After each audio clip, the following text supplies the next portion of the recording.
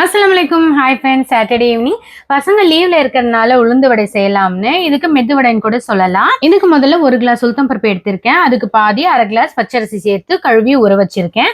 நான் 2 மணிக்கு ஊற வச்சேன். 3 மணி நேரம் ஊறினா போதும். பச்சரிசி போடுறதுனால நல்லா மொறுமொறுன்னு கிரன்ச்சியா இருக்கும். இப்போ நல்லா ஊறி இருக்கு.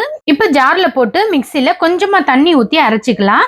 உளுந்து மாவு கெட்டியா இருந்தாதான் எண்ணெயில சுடும்போது எண்ணெய் பிடிக்காது. அரைச்ச மாவுல ஒரு பச்சை மிளகாய் பொடிசா கட் பண்ணது, 2 வெங்காயம் பொடிசா கட் பண்ணது, தேவையான அளவு உப்பு, கொஞ்சமா முழு மிளகு போட்டிருக்கேன். அப்படி போட உங்களுக்கு பிடிக்கலன்னா நீங்க மாவுல கூட நீங்க போட்டு அரைச்சிக்கலாம்.